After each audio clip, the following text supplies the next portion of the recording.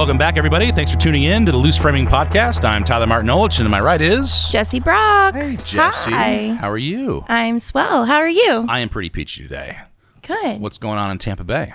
What's going on in Tampa Bay? You know, another day, another film permit. Thanks. Beautiful opening, That's our new Jesse. slogan. Another day, another film permit. Did you do anything fun over the weekend? What'd you do? I did, but I didn't watch any new content. But I went to an indie pro wrestling show on Friday in Winter Haven. My brother is a wrestler. I'm sure everyone who knows me knows that already. But he has gotten so big in the indie circuit that he rarely wrestles in Florida anymore. So when he does, like 3 times a year, I try to like gather as many people as I can and get as many tickets as I can, take up some rows and have a hootin' and hollering time. Hootenanny. I have never been to a pro wrestling event. It's a little bit of culture shock. I think it would be. And probably traumatizing is the word I would use. It's good. It's fun. If you accept what it is and you just have a good time, it's a good time. I will take your word for it. Well, I went to see Pig. I know. Which was amazing. And I really want to see that. I was misinformed.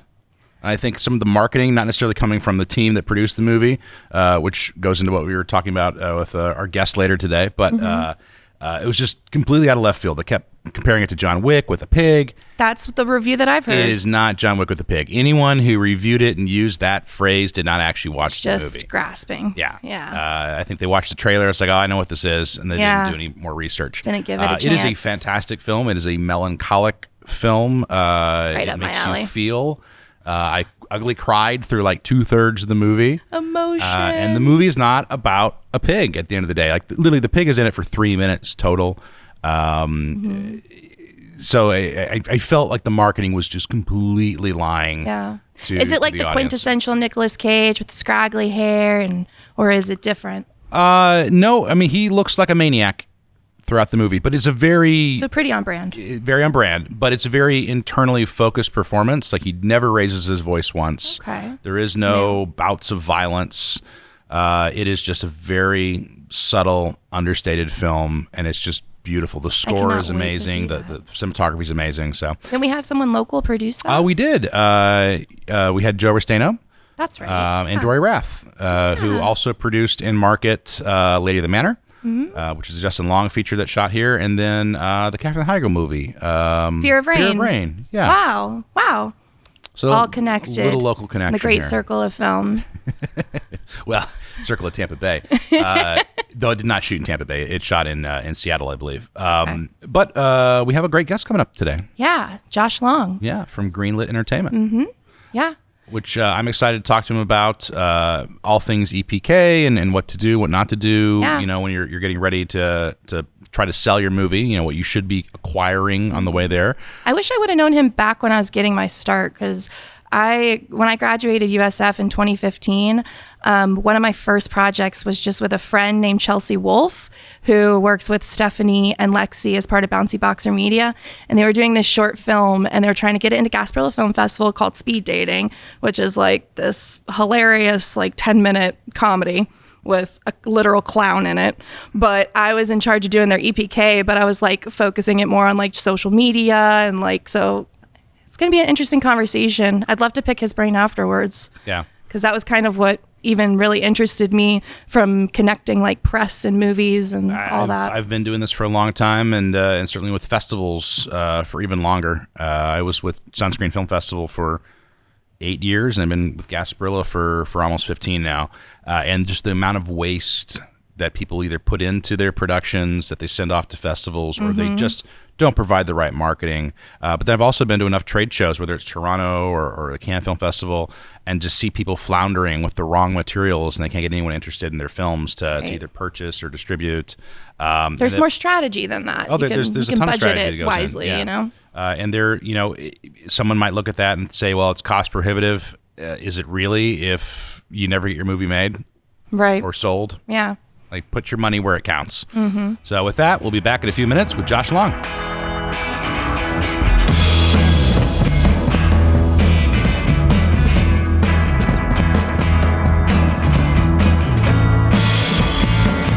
Welcome back, everybody. I'm Tyler Martinovich. You're listening to the Loose Framing Podcast, and joining us now is Josh Long from Greenlit Entertainment. How you doing, buddy? Good, man. How about you? I cannot complain, man. Thanks for thanks for taking the time. I've been on your podcast maybe once, maybe twice now, I think. I don't know if you had me back. Actually, I can't remember.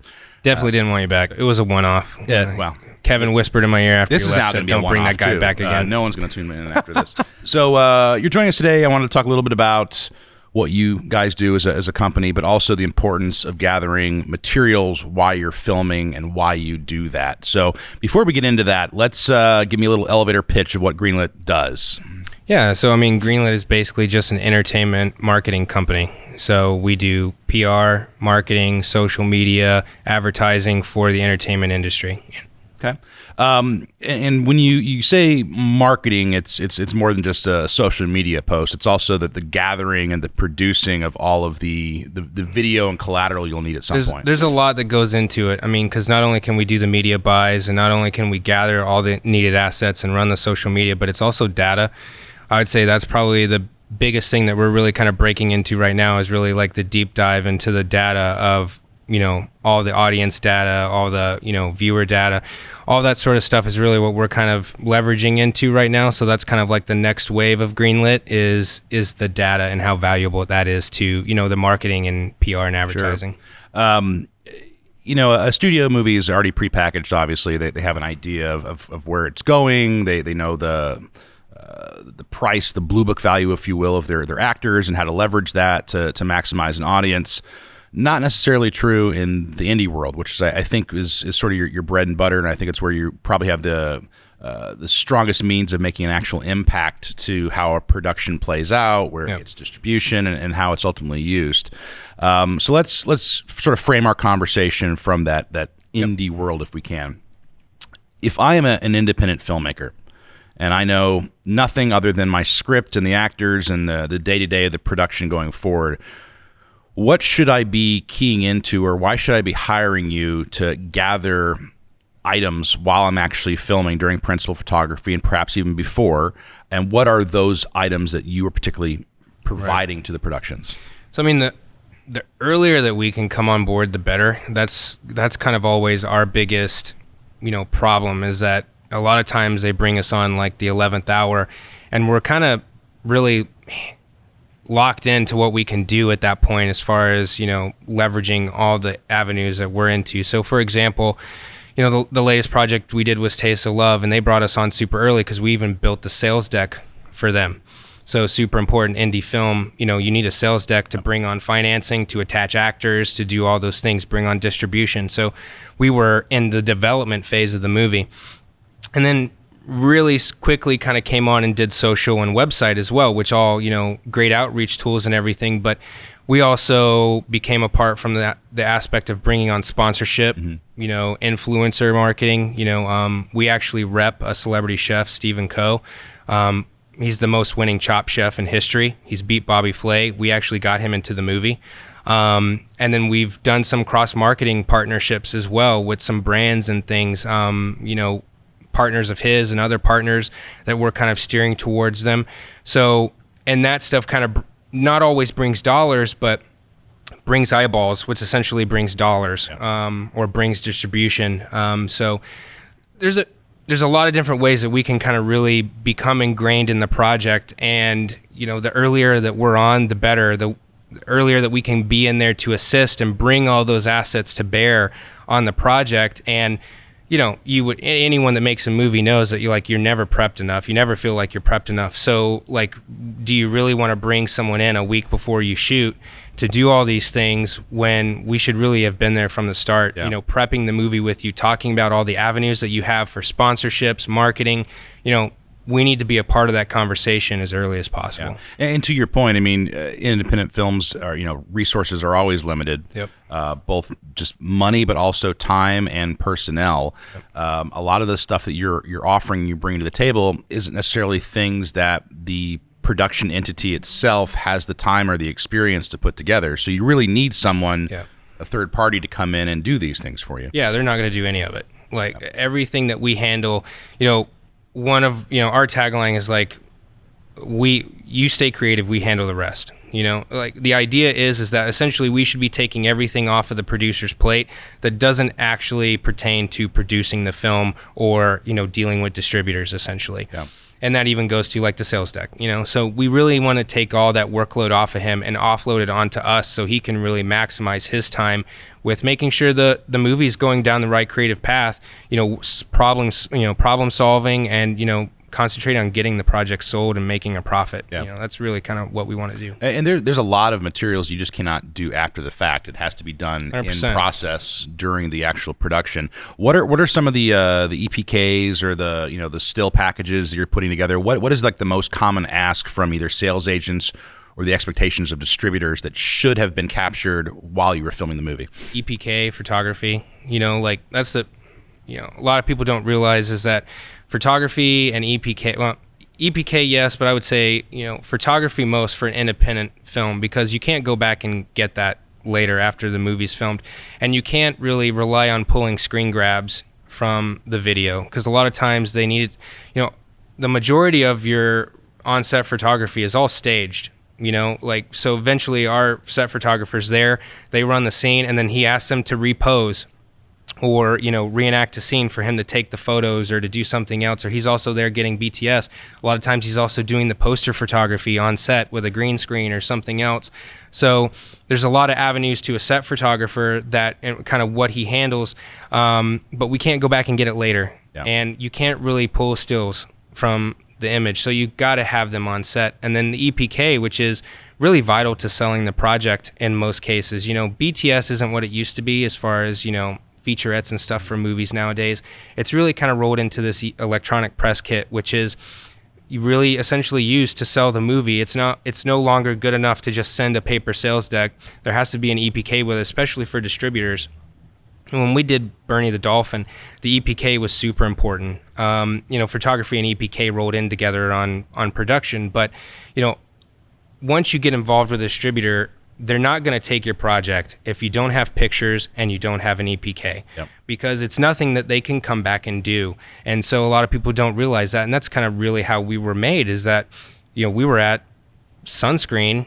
I was sitting in producer panels, and I'm just, I'd done a few things at that point, but I was still trying to, grow, learn some knowledge. But I would just see person after person saying like, hey, what do I need to make my movie? What do I need to sell my movie? Blah, blah, blah. And I just like, geez, no one, they're asking all these producers the same question. No one knows any of this stuff. Like, who is servicing this right now? Why is no one doing this?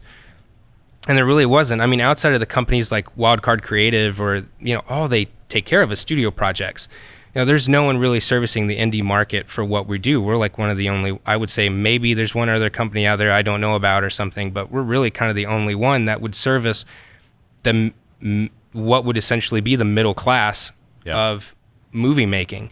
So yeah, we really kind of pride ourselves on that and think that that's why we need to be in as early as possible, and you've got to have photography and EPK. Yeah, no, and that's so smart. I've always said, if you're getting into the film business, it's to tell a story and share that story with someone. If no one ever sees your movie, if it never gets meaningful distribution, you didn't make a movie, you made a home video. And I know that sounds kind of biting to someone out there, I'm sure, but that's the reality of it. Movies only exist if people see them.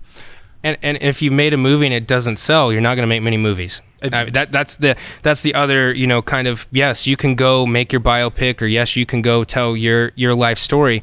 But if you haven't sold it to somebody for a profit or at least a break even, you're not making another one. Like, you're going to continue to work on other people's projects the rest of your life. Not saying that's bad. I've made a living on that. But if you really want to branch out and, be doing your own creative projects, you have to be able to sell them. Yeah. Like, you are not going to find financing for a movie if you have a history of being someone that doesn't make profit. Yeah, no, that's so very true. You're only good as your last project, and if your last project went nowhere, that says something about you as a filmmaker. Yeah, exactly. I heard that so much through college, man, and it's like, you're like, well, what do they really mean by that? And then you get into me like, oh, okay, that's literally probably the most important piece of advice you get in film school. Is like, you're only as good as your last project. And that's both on the producing side, like, what did you sell, what did you make? Yep. But it's all just on the basic crew side. Like, if you screwed up the last 2 times you're on a set, people are not going to hire you back. Yep. especially in a smaller market like Tampa Bay. But that's really true, throughout the country. So you're probably looking, from what you've described, for movies that independent world, $500,000 to $2 million, maybe up to $5 million. Is that sort of your sweet spot? We haven't really went across the 5 million mark yet, but we've gotten to the million mark. We also do some white labeling for other companies that need assistance. So that's something that we do. Can't really talk about a lot of the white label stuff that we do, but I would say 5 million is our threshold, and we go as small as probably $300,000 to $500,000. It really just depends on what they need. So that let's just say $300,000 to $500,000 range, which is where a lot of indie filmmakers will start, right? That $500,000 or below.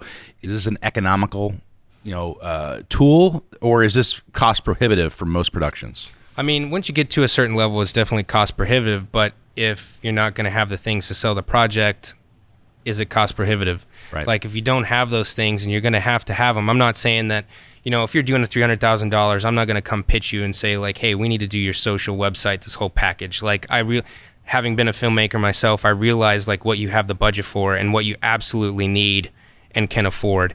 So a lot of times on those smaller projects, we just need to get involved with the scheduling of it and see what days we need to be there and maximize our time. Yep. We're not going to be there every day like on some of the bigger projects to where we're present every day.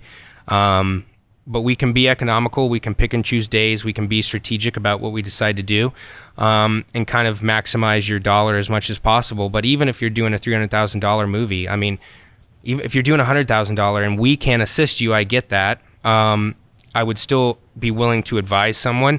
And, you still need a friend there taking photos. Yeah. Like, you've got to have photo and you got to have some video for EPK. And if you especially have a $300,000 movie or a $500,000 movie and you've got names, you better get video of them talking while you're there. Because if you don't, you're never going to get that again. You're not going to fly someone out to LA to get that video. You're not going to get it before the premiere if you're having a premiere. Like, you better get video interview with them while they're on set. One day, if that's all you need, one day. There's ways to be strategic and deal with it. But no matter the size of the movie, those are the things you need. You have to do it. So let's change course here a little bit.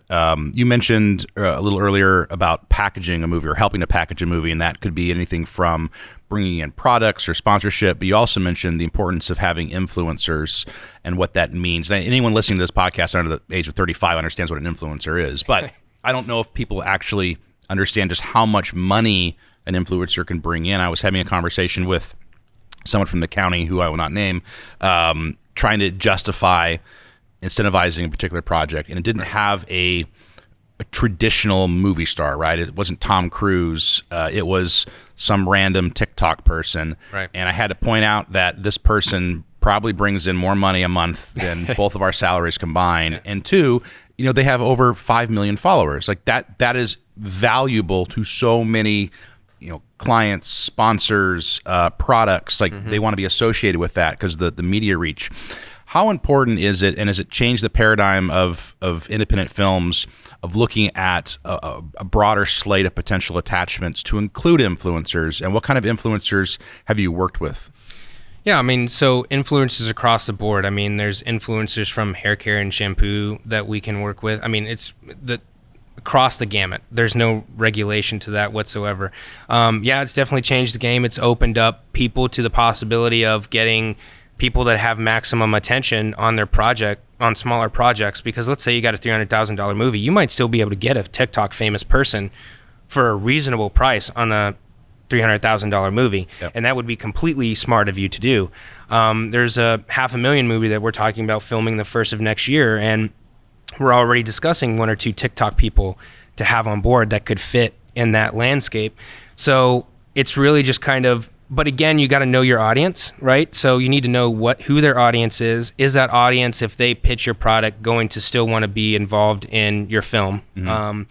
Because you could, miss a line. You could go with the wrong person, and their audience just doesn't, even though they're in the project, just doesn't really align with who your audience is. If I go pick a TikTok influencer that's, tight with the 18 to 24 female demographic, but I'm doing a movie that's for the 45 and over demo or something, like that's not gonna work.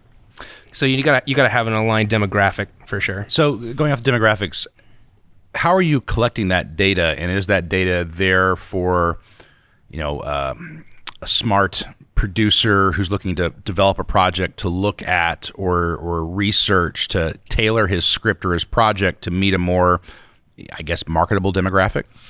So some of it is proprietary to the programs. I think anyone that's done any amount of marketing knows that like there's a lot of demographic info on Facebook and all those platforms. There's plenty of places to get info if you really want to do it. But we do have a couple pieces of proprietary stuff. We do work with a couple third-party companies as well that kind of really pulls in a lot of different information from different platforms, not just social, but other areas as well. And of course, anyone that does remarketing or, Google search stuff also knows there's a ton of data there too. So it's a bunch of different places. Some of those places are easily accessible than others, but it's definitely out there for anyone that's, willing to put in the elbow grease. Yeah. So, I see all the time people working on projects on Instagram, Facebook, they're posting stuff on YouTube. They say no marketing's bad marketing, but that's objectively not true sometimes. Can people overexpose their movie or do marketing in the wrong way that will ultimately hurt them? I would say no, really. I think there's, fringe cases, right, to where the train just got off the rails, right, and there's no righting it at that point. But for the most part, I think like as long as you're doing something, it's something. Even if you get some bad press or bad attention, I kind of come back to the end of the day. It's like someone complaining about your film or whatever still brought someone else's eyeballs to the project. So it's like, thanks for giving me audience. Yeah. I think as long as you're doing something, something's better than nothing. Even if your posts, yes, you should have targeted posts and, you should do all those things, but you still need posts and you need consistency. It's not enough to make like one post a month. Not only do you need to be making the post, but you need to have consistency. And that kind of, the other thing too that I would say back to something you said earlier, which is when you talk about likes with influencers, I think also something that's really important to pay attention to is the actual engagement. You can have someone that maybe doesn't have 5 million likes, maybe has 100,000 or 200,000 or 1 million, but their engagement is much higher. That to me is more valuable than someone with 5 million people, but 20% engagement. Yeah. When you're saying engagement, you're meaning people that are actively sharing, liking, commenting, all those things that are actually engaged in the content. Those people are much more likely to actually become involved with whatever that person pitches. So like if we get a TikTok influencer and they have really high engagement, they pitch a movie, say, hey, I'm going to be in this movie, go like the page or go buy the DVD. Like those people are much more likely to actually do it. And so that to me is more valuable than just sheer likes and follows, engagement every day of the week. So let's shift now once again to maybe something a little more lighthearted. So you've been doing this now for 15 years? How long have I known you? 15 at least. 8. Yeah. All right. Well, not 15, but close to it. Yeah. So it's been a while. You've worked on a couple of my sets. I don't know if were you ever one of my students? I don't even remember that. Yeah, I guess you were. I'm dating myself now. It's been a while. I don't know if I was actually in one of your classes or not, but we did the cans thing together. So we did go to Cannes together. We had many drinks. Yeah. I always like it when those photos show up on my memories for It almost Facebook. killed us. It did almost kill us. Yeah. True story. It's apropos because we're recording this. The Cannes Film Festival is actually going on still. Yeah. But we were there and we decided to get escargot that one night. Raw bar. Yeah, we went to a raw bar and 30 minutes after we finished that, I think we both had the worst case of food poisoning ever. I ended up in a French hospital for 3 days. You actually went to the hospital. I did go to the hospital. About that. Because no one knew where I was at. I was in a private little chateau, and finally someone thought, like, I haven't seen Tyler in 3 days, so they knock on my door, and I am just dehydrated and dead on the floor, and like, we're taking you to the hospital. I forgot about all that level of it. Yeah, it was a good time. I had Mike and Lamar with me, so I had the fun thing was trying to describe Lamar coming back and giving me like all the medicine and Gatorade and trying to explain to me who is dying in a floor in a, a French chalet somewhere that, like how hard it was for him to acquire all this. I'm like, really, dude? Like, I don't really care about how hard it was for you to get all the medicine and Gatorade right now. I'm literally about to die. Especially in Canada, where there's literally a pharmacy on every block. corner. Every block. Yeah. So why I brought that up, not share fun stories, but film festivals are where a lot of independent filmmakers start, whether that's just them getting excited and traveling or they got their first project. And I see consistently people doing festivals the wrong way. They're underprepared. Either they're just submitting to the festivals that they have no business going to, or their project, more importantly, isn't a project that would normally be selected for that festival, so why spend the money? Or they get in someplace but don't have the funds to go, so what was the point of getting in? Yep. Or they go and they spend all this money on junk collateral that no one really cares about. Yep. Piles and piles of 3x5 cards, with business card, stuff like that. It's superfluous these days, and it's useless. But going back to, and this is how I'm segueing back to what you're doing with EPKs, a lot of the stuff you're capturing while you're filming can be used at film festivals. So talk to us a little bit about your own film festival experiences, but what people should actually be bringing to festivals. I mean, it's kind of the same thing as distributors, especially if you're going to any of the festivals that are considered selling festivals, like Toronto or Sundance or any of those. You kind of need the same material because you're talking to distributors, no different than they are talking to sales agents or distributors in other countries. So it really comes down to, a poster, great key artwork, a poster, great photography, and an EPK in case their festival or someone requests it, especially if you're going to be a featured project. They need deliverables beyond photography and a poster to really highlight your project. So it's really all the same content, just used in a new place. And one thing that we actually do for the right projects is we help manage the festivals and we advise on what festivals to apply to. We can provide data again on based on that. So festival management is something that we can kind of handle for you, but it's all the same material. It's all handled the same way. You don't need to go out of your way to have business cards, flyers, all this extra stuff that no one's going to care about. It's going to go in the trash can as soon as they get it anyways, because you're at after parties. Like, people aren't going to shove that stuff in their pocket, and if they do, it's going to go in the trash can as soon as they get to the hotel. There's so much wasted materials. Just a quick anecdote. I don't know if I've ever told you this, but for those that are listening that don't know, in my past, I had programmed a couple of festivals here locally in the market. And there was this one year where someone submitted a film. It was a vampire film. Mm-hmm. And they had spent a fortune to build an actual small to size coffin. They had put their DVD inside of the coffin, nailed it shut, actually physically nailed it shut, and then with barbed wire, tied a bow and a crowbar to the top of it. And this thing had to have weighed, 15 pounds. Like, it was ridiculous. Like, this was like solid mahogany. And who was this going to? To the festivals. Like, this is what they were giving to people. And I was like, how much? You spent more on the marketing materials, just the basic, like the coffin and the construction, than you did in your damn movie. Because I watched the movie. It was not good. But I was so pissed because I couldn't even watch the film. I got so angry because I didn't want to. One, I couldn't figure out how to get the barbed wire off. Yeah, and I couldn't figure out how to open instructions the damn thing to view This your is ridiculous. submission. And that's sort of an extreme. I've never had something quite so ridiculous pass my desk since. But the crap that people send along with their films, and it just goes into a garbage heap. It does. I mean, even for submission, you can play it simple. Now, you could design a nice little one sleeve for your disc if you wanted to, that might have, but if you're going to do that, what you really need to do is kind of have important information like laurels from other festivals, maybe some press one-liners. Basically the back is the poster, or the front's the poster, the back is just like a DVD cover with the names of who's in it and a synopsis. That little thing that would hold your disc for submission if you're sending it non-digital might be useful, but everything's done digital nowadays, so that stuff's even superfluous at this point. It is, and I'm glad you brought up the digital portals, and there's a bunch of them out there. But when you're constructing your page on the front end as the user, it's asking for all kinds of digital materials. Where's your photos? Do you have a one sheet? All this stuff. And I can't tell you again as a programmer how often I've gone through my submissions and noticed that all that extra stuff is missing. Yep. And that tells me, even if it's a good movie, that I'm going to have to wrangle these people to try to get artwork and photos for if the guide. They have it. Because I need at least someone to meet me halfway to help market the festival, Yep. and I can't do that unless you're providing me some materials. Yep.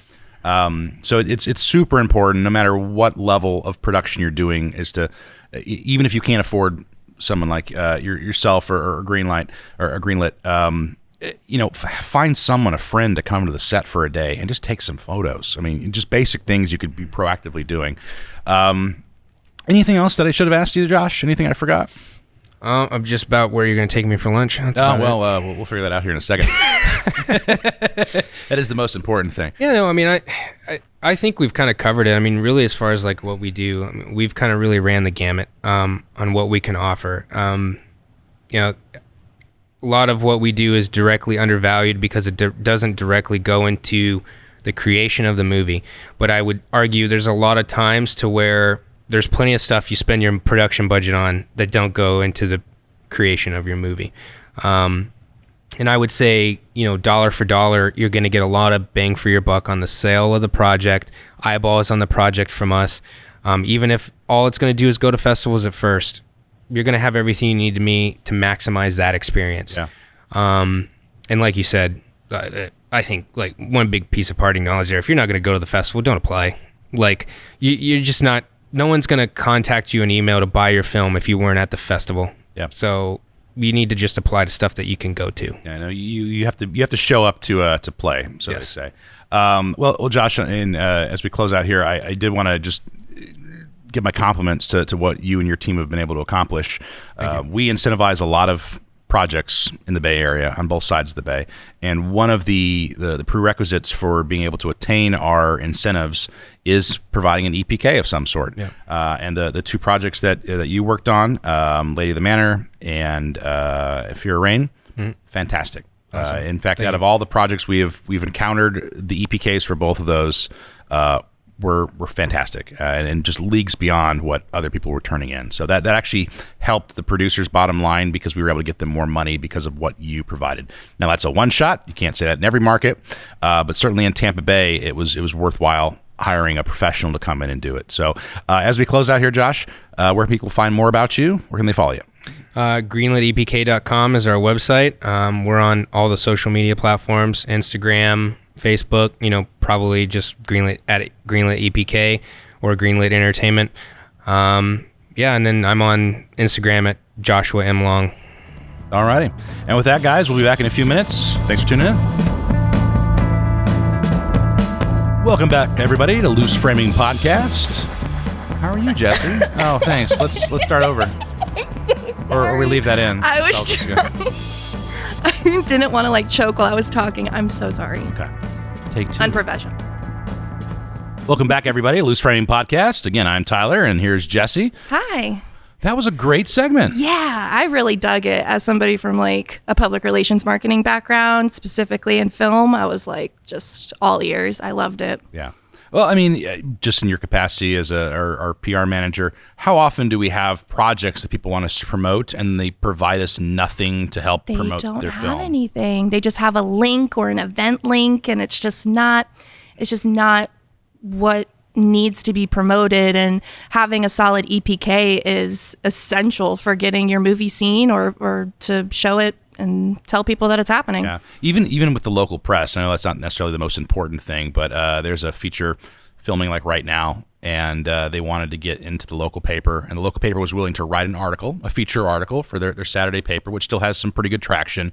And they're like, you don't have any photos, and you don't have a media day, so I can send a photographer. I'm not going to write something that I can't have some sort of graphics or photos or something to accompany Right. it, because no one's going to click on it. Or like you guys were talking about influencers. I mean, just having those posts on set when they're approved is obviously the underlying factor. But an example of that for me personally, when Zola was going to shoot here, obviously it shot here, pandemic happened, their post was very long, but I was personally interested in that story. So I was following Janixa Bravo and King of Bingo. I can't remember his real name, but it was the guy who played the pimp in the movie. And they had such a great Instagram presence that it was still, there's that phrase that's out of sight, out of mind. Yeah. They were in sight. They kept up the momentum during all of that. Well, talking about having an importance of social media, I mean, they went black for a better part of a year I mean, they missed their festival dates. They kept sitting on it. A24 probably smartly just kept pushing it until people get back into theaters. But without that social media presence, people would have just forgotten it. It would have just disappeared. It's important. It's vital. It really is. Well, I hope everyone that was tuning in, it's not applicable to necessarily everybody, but certainly if you're trying to get into that indie market, break in, try to, tell your first film, I think, short film even. Right. I think that there's what you guys talked about. I think people just coming from a general publicity background, they're like, okay, a press kit. Like you said, I'm going to make it outlandish and memorable. And then you're a pain in the ass for the person who's just trying to, schedule out these film blocks. Like I worked for Busch Gardens before, and Busch Gardens were promoting events. I worked at Ruth Eckerd Hall, we're promoting events. So when you send these press kits to like these radio companies, it's so much more different. They're talking about actually opening the press kit on the air. And when you're sending it to film festivals, it's like they're not doing that. No. They just want to know what you have, what assets you're going to have for promotion. Are people going to come out and see your content? Like it needs to be much more, you need to know your audience better. Yeah, absolutely. And to that point, I've seen so many people struggle trying to sell their films, and it's because they just don't have the right materials. And the reality is, especially if you don't have a big budget actor or a high profile film behind you, and this is a truly independent project, $500,000 or below, perhaps, maybe even less than that, right? A sales agent is not going to risk a ton of money marketing your film, right? They're not going to go out of their way, right? Because the margins are too small, right? They're not going to make enough money. So they're not going to sink 20 grand into creating an EPK for you after the fact, because they're not going to make that much. Exactly. It's just not there economically. So by having those packages up front, it makes it easier for a sales agent to say, yeah, I'll gamble on that, right? I just have to take this along with me.